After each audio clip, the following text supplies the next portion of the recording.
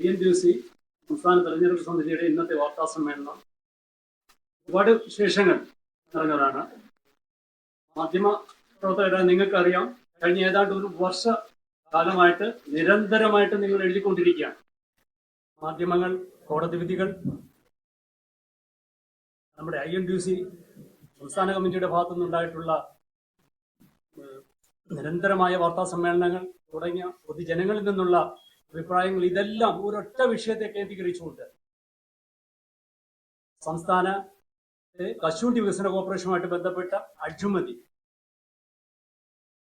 ഏതാണ്ട് 500 കോടിയിലധികം നിരന്തരമായിട്ട് പറഞ്ഞുകൊണ്ടിരിക്കുന്നതാണ്. 500 കോടിയിലധികം വരുന്ന അഴിമതി കേസിൽ ഏതാണ്ട് ഒരാൾ ഇന്നലെ ഏതാണ്ട് ഒരു വിക്കറ്റ് വീണിരിക്കുകയാണ്. ഒന്നാം പ്രതിയുടെ രണ്ടാം പ്രതിയായ INTUC സംസ്ഥാന താൽക്കാലിക പ്രസിഡന്റായ R ചന്ദ്രശേഖരൻ രാജിവെക്കണം എന്നുള്ള ഒറ്റ തീരുമാനത്തില് വർഷങ്ങളായിട്ട് ഞങ്ങൾ നിരന്തരമായിട്ട് നിങ്ങളോട് സംസാരിച്ചുകൊണ്ടിരിക്കുകയാണ്. എന്നിട്ടും രാജിവെക്കാനോ പുറത്തു പോകാനോ തയ്യാറല്ലാത്ത ഈ ചന്ദ്രശേഖരൻ ഈ പ്രസ്ഥാനത്തെ നശിപ്പിക്കുകയല്ലാതെ എന്താണ് എന്നെ ചെയ്തുകൊണ്ടിരിക്കുന്നത്? ഇനി ഒരു നിമിഷം പോലും അദ്ദേഹത്തിന് ധാർമ്മികമായിട്ട് ഇത് തുടരാൻ, ഈ സീറ്റിലിരിക്കാൻ, പദവിയിലിരിക്കാൻ യോഗ്യനല്ല, പുറത്തു പോകും എന്നുള്ളത് മാത്രമാണ് എനിക്ക് പറയാനുള്ളത്. നമ്മുടെ ദേശീയ നേതാക്കൾ, സംസ്ഥാന നേതാക്കൾ വിശദമായി നിങ്ങളോട് സംസാരിക്കുന്നു. ബാക്കി തന്നെ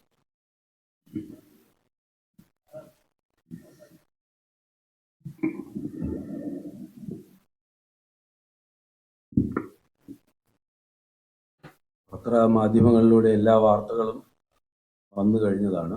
എന്നാലും അതിനൊരു ആവർത്തനം പറയുന്നില്ല. ബഹുമാനായ ഇപ്പോൾ TNTUCയിൽ കോടതിയിൽ ചോദ്യം ചെയ്യപ്പെട്ട് താൽക്കാലിക പ്രസിഡന്റായി തുടരുന്ന ചന്ദ്രശേഖരൻ, അദ്ദേഹം ബഹുമാനായ AK ആന്റണിയുടെ ഗവൺമെന്റ് കാലത്ത് സർക്കാർ പദവി വഹിച്ചു തുടങ്ങിയതാണ്. ആദ്യം അദ്ദേഹം കേരള ലേബർ ഇൻസ്റ്റിറ്റ്യൂട്ടിന്റെ ചെയർമാനായി. അതിനുശേഷം വന്ന ഗവൺമെന്റിന്റെ കാലത്ത് അദ്ദേഹം കശുവണ്ടി കോർപ്പറേഷന്റെ ചെയർമാനായി. ദേശീയ കമ്മിറ്റിയുടെ ആനുകൂല്യത്തോടുകൂടി അദ്ദേഹം 2 തവണ ഇന്റർനാഷണൽ ലേബർ ഓർഗനൈസേഷനെ പ്രതിനിധീകരിച്ചു. തൊഴിലാളികളെ പ്രതിനിധീകരിച്ച് അദ്ദേഹം ഉമ്മൻചാണ്ടിയുടെ ഗവൺമെന്റുള്ള കാലത്ത് കോഫി ബോർഡിന്റെ വൈസ് ചെയർമാനായി. അദ്ദേഹത്തിന്റെ തന്നെ പ്രസംഗങ്ങളിൽ അദ്ദേഹം സ്ഥിരമായി പറയുന്ന ഒരു കാര്യം, ഞാൻ കഴിഞ്ഞ 40 വർഷം ജീവിച്ചത് INTUCയിലൂടെയാണ് എന്നാണ്. അപ്പൊ അദ്ദേഹം അത്രമാത്രം ഈ സംഘടനയുടെ സൗകര്യങ്ങൾ ഉപയോഗിച്ച ആളാണ്. ഇപ്പോൾ ഞങ്ങളെ സംബന്ധിച്ചിടത്തോളം ഒരു അഭ്യർത്ഥനയേ ഉള്ളൂ. അദ്ദേഹം എത്രയും പെട്ടെന്ന് സംഘടനയുടെ പ്രസിഡന്റായിരിക്കുന്ന അദ്ദേഹം 10-ാം തീയതിക്കുള്ളിൽ CBI കോടതിയിൽ ഹാജരാവണം. ആ CBI കോടതിയിൽ ഹാജരായാൽ ജാമ്യമില്ലാത്ത വകുപ്പുകളാണ്. കോടതി പറഞ്ഞത് കൂടാതെ CBI 2 പുതിയ വകുപ്പുകൾ കൂടി ചേർത്തിട്ടുണ്ട്. അതെല്ലാം മലയാള മനോരമ പത്രങ്ങളിൽ വാർത്ത വന്നതാണ്. ആ വകുപ്പുകൾ പ്രകാരം ഒരു കാരണവശാലും ജാമ്യം കൊടുക്കാവുന്ന വകുപ്പുകളല്ല. സംസ്ഥാന INTUC പ്രസിഡന്റ് റിമാൻഡ് ചെയ്ത് ജയിലിൽ പോയി എന്ന് വാർത്ത വരുത്തി കേരളത്തിലെ ലക്ഷക്കണക്കിന് INTUC തൊഴിലാളികളെ അപമാനിക്കരുത് എന്നതുകൊണ്ടാണ് ഞങ്ങൾ ഇന്ന് ആദ്യമായി സംസ്ഥാന പ്രസിഡന്റ് സ്ഥാനത്ത് ടെക്നിക്കലായിട്ടിരിക്കുന്ന 2021 തെരഞ്ഞെടുപ്പ് നടന്നതാണ്.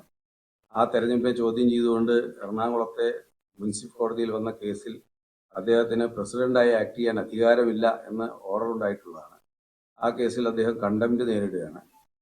മാത്രമല്ല, അദ്ദേഹത്തിനെ മുൻനിർത്തിക്കൊണ്ട് തെരഞ്ഞെടുപ്പ് നടത്താൻ പാടില്ല എന്ന് ഹൈക്കോടതിയുടെ സ്റ്റേ ഓർഡർ ഉണ്ട്.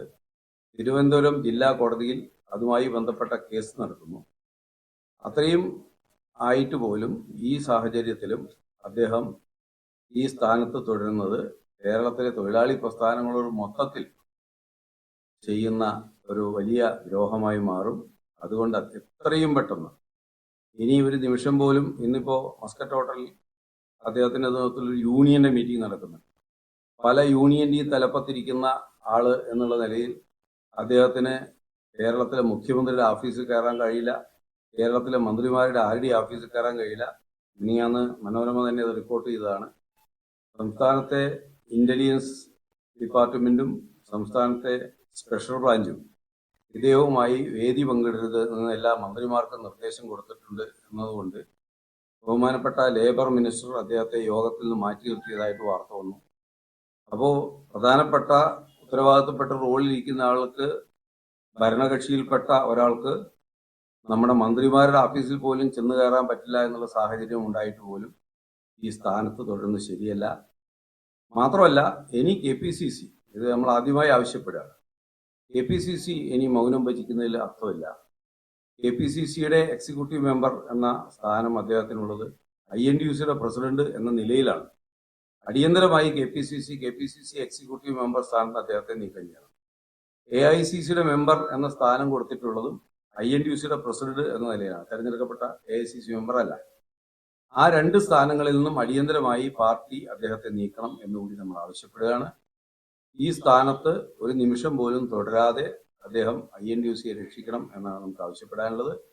മറ്റ് ഒരു തലത്തിലുള്ള, ഇപ്പോൾ ഇന്നലെ പ്രതിയായിരിക്കുന്ന അദ്ദേഹത്തിന്റെ കൂട്ടുപ്രതി പറഞ്ഞു അദ്ദേഹത്തിനോടുള്ള വൈരാഗ്യം കൊണ്ടാണ് ഈ കേസ് വന്നത് എന്ന്.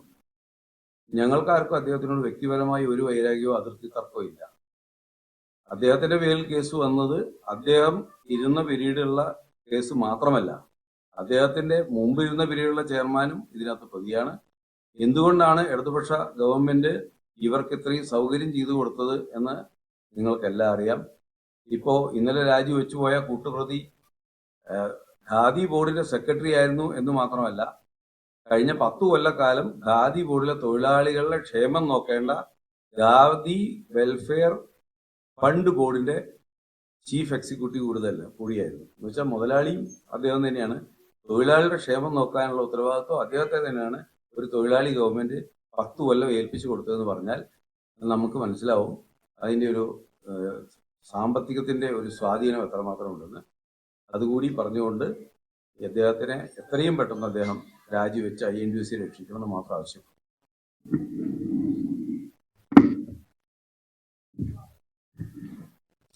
സുഹൃത്തുക്കളെ, പ്രധാന കാര്യങ്ങൾ എല്ലാം എൻ്റെ നേതാക്കന്മാർ ഇവിടെ സംസാരിച്ചു.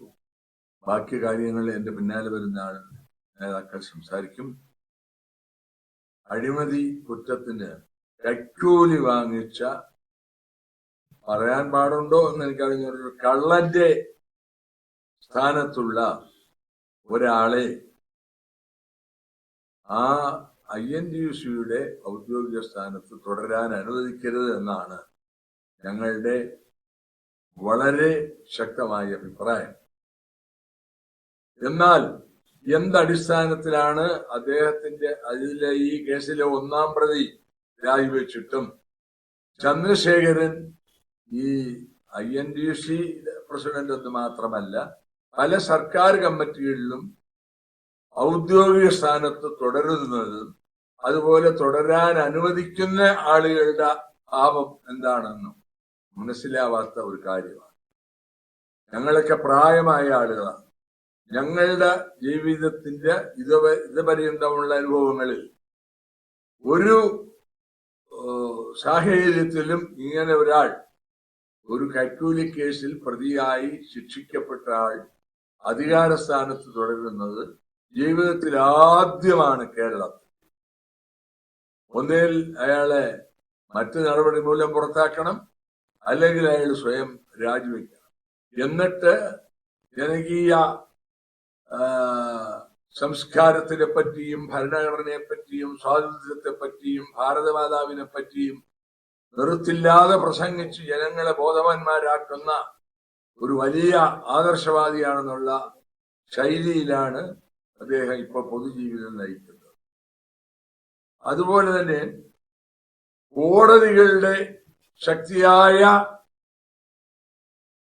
ജഡ്ജ്മെന്റുകളുടെ അടിസ്ഥാനത്തിലാണ് പ്രധാനമായും അയാളിപ്പോ ശിക്ഷിക്കപ്പെട്ടത്. കോടതികൾ ഈ കാര്യങ്ങൾ ചെയ്തതിന് എതിരായി അല്ലെങ്കിൽ ശിക്ഷിക്കപ്പെട്ടതിനെതിരായി യാതൊരക്ഷരവും 1-ാം പ്രതിയോ 2-ാം പ്രതിയോ മറ്റാരും തന്നെ പറഞ്ഞിട്ടില്ല. കോടതി പറഞ്ഞങ്ങനെയാണെങ്കിൽ തെറ്റാണെന്ന് പറയട്ടെ. അതുകൊണ്ട് അടിയന്തിരമായി ചന്ദ്രശേഖരൻ INTUC പ്രസിഡന്റ് സ്ഥാനവും അതിന്റെ അടിസ്ഥാനത്തിൽ പാർട്ടിയിൽ വഹിക്കുന്ന സ്ഥാനങ്ങളുമെല്ലാം സർക്കാർ കമ്മിറ്റിയിൽ ഇരിക്കുന്ന സ്ഥാനങ്ങളിൽ നിന്നെല്ലാം അടിയന്തിരമായി രാജിവെക്കണമെന്ന് ആവശ്യപ്പെട്ടുകൊണ്ടാണ് ഈ സമ്മേളനത്തിൽ ഞങ്ങൾ പങ്കെടുക്കുന്നത്. അതിനുവേണ്ടിയിട്ടുള്ള സർവ സഹായ സഹകരണങ്ങളും പൊതുജനങ്ങളിൽ നിന്നും ബുദ്ധിജീവികളിൽ നിന്നും അതുപോലെ മാധ്യമ രംഗത്തു നിന്നും ഉണ്ടാകണം എന്ന് അഭ്യർത്ഥിച്ചുകൊണ്ടും ഉണ്ടാകുമെന്ന് പ്രതീക്ഷിച്ചുകൊണ്ടും ഞാൻ വാക്കുകൾ ചുരുക്കുന്നു. മറ്റു നേതാക്കൾ സംസാരിക്കും.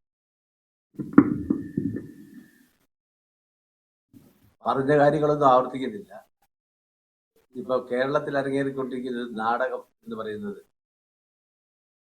ചന്ദ്രശേഖരൻ രാജിവെക്കണം എന്ന് വിവിധ തലങ്ങളിൽ നിന്നും സംഘടനകളിൽ നിന്നും വിവിധ മേഖലയിൽ നിന്നും ഡിമാൻഡുകൾ ഉന്നയിക്കുന്നുണ്ട് ആൾക്കാർ.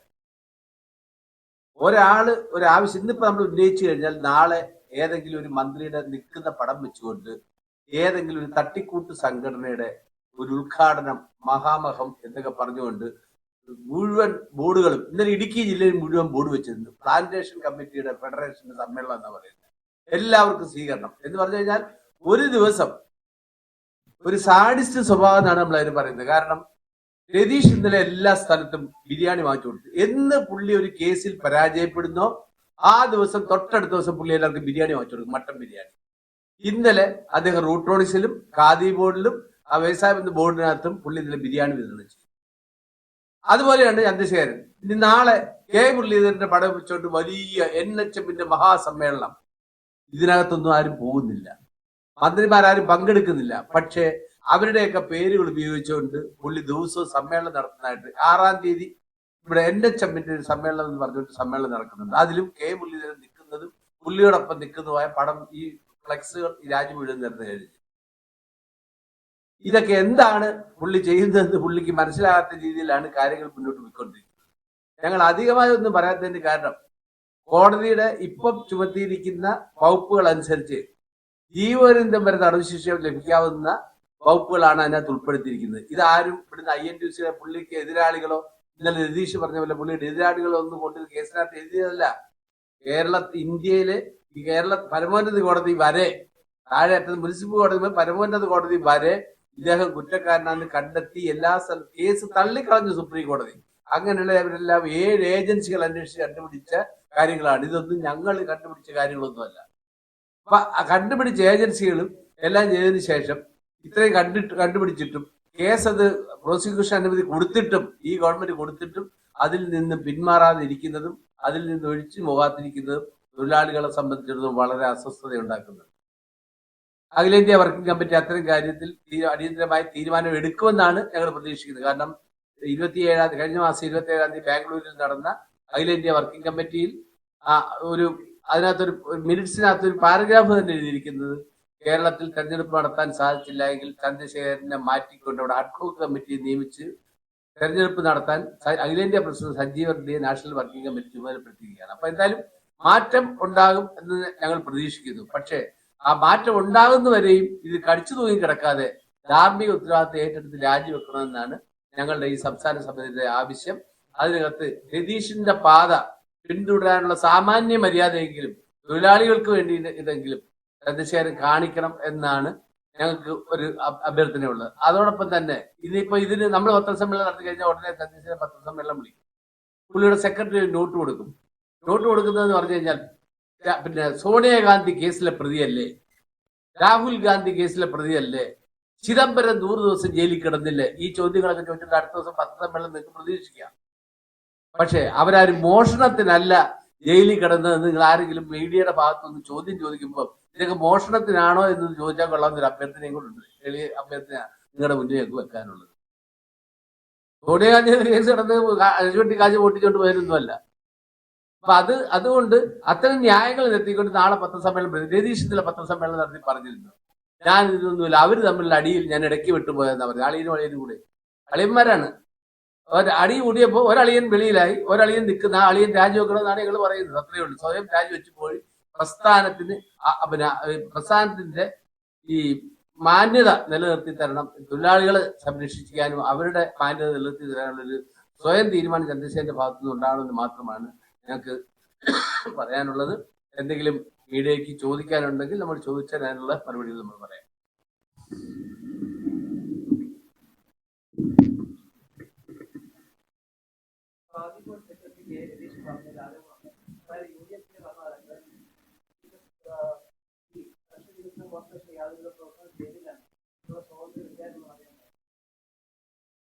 അങ്ങനെയല്ല അദ്ദേഹം പറഞ്ഞത് അദ്ദേഹം ഇരുന്ന വീടുകളിൽ ഏറ്റവും കൂടുതൽ തൊഴിൽ കൊടുത്തു. അതിന് അദ്ദേഹത്തിന് ഫ്രീഡത്തിന് വേണ്ടി അദ്ദേഹമാണ് ചന്ദ്രശേഖരന്റെ പേര് പറഞ്ഞ് ചെയർമാനാക്കി കൊണ്ടുവന്നാ പറഞ്ഞത്. ഇന്നതിന്റെ ഞാൻ അതിന്റെ ടിപ്സ് പൂർണ്ണമായിട്ട് ഇരുന്ന് കണ്ടു.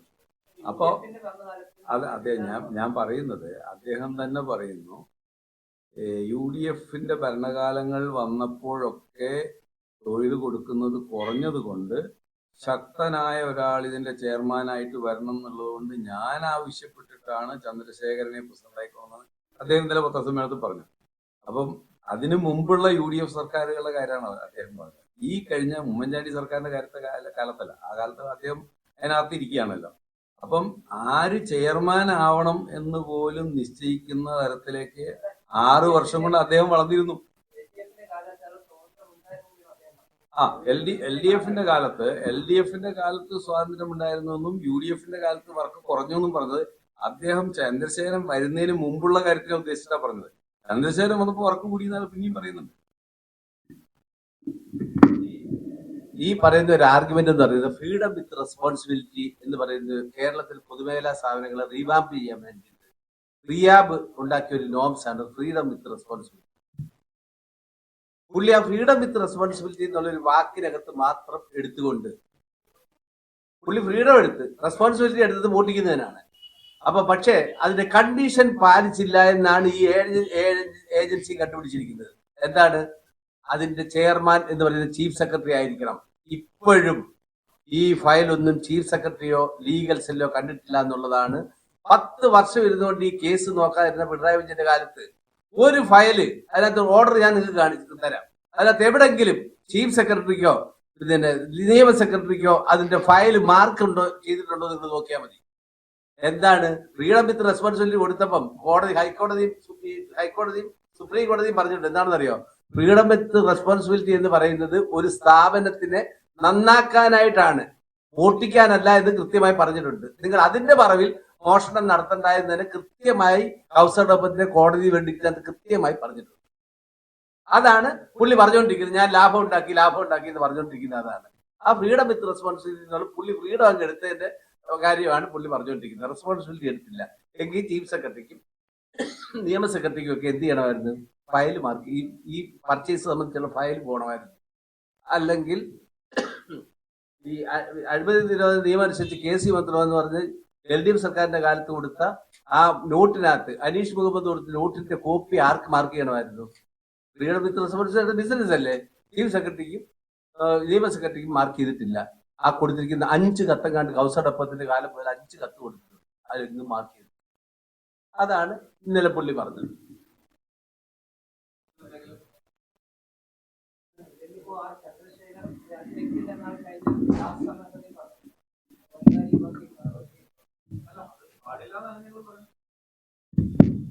ബഹുമാന്യരെ, എനിക്ക് മുമ്പ് ഇവിടെ സംസാരിച്ച വാർത്താ സമ്മേളനം നടത്തിയ ബഹുമാനപ്പെട്ട നേതാക്കൾ നിങ്ങളോട് മുഴുവൻ കാര്യങ്ങളും സംസാരിച്ചു കഴിഞ്ഞു.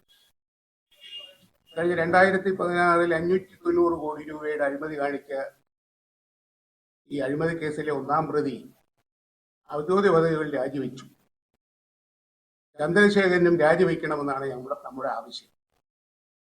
അദ്ദേഹം രാജിവെച്ചില്ലെങ്കിൽ കേരള പ്രദേശ് കോൺഗ്രസ് കമ്മിറ്റിയും അതുപോലെ ആൾ ഇന്ത്യ INTUCയും അത് ഇടപെട്ട് അദ്ദേഹത്തെ വയ്പ്പിക്കാനുള്ള നടപടി സ്വീകരിക്കണമെന്നാണ് ഞങ്ങൾക്ക് പറയാനുള്ളത്. മറ്റു കാര്യങ്ങളൊക്കെ ഇവിടെ സംസാരിച്ചു. രാജിവെക്കില്ല എന്ന് പറഞ്ഞല്ലോ. അത് പറയാനുള്ള അവകാശം പുള്ളിക്കുണ്ട്. പുള്ളി രാജിവെച്ചില്ലെങ്കിലും പുള്ളി അംഗീകരിച്ചിട്ടില്ലോ കോടതി. എറണാകുളം മുനിസിപ്പൽ കോടതി 2022 നടത്തിയ തെരഞ്ഞെടുപ്പിനകത്ത് ചന്ദ്രശേഖരൻ പ്രസിഡന്റായി റിസൾട്ട് അനൗൺസ് ചെയ്യാൻ പാടില്ലെന്നുള്ള കോടതി ഉത്തരവുണ്ട്.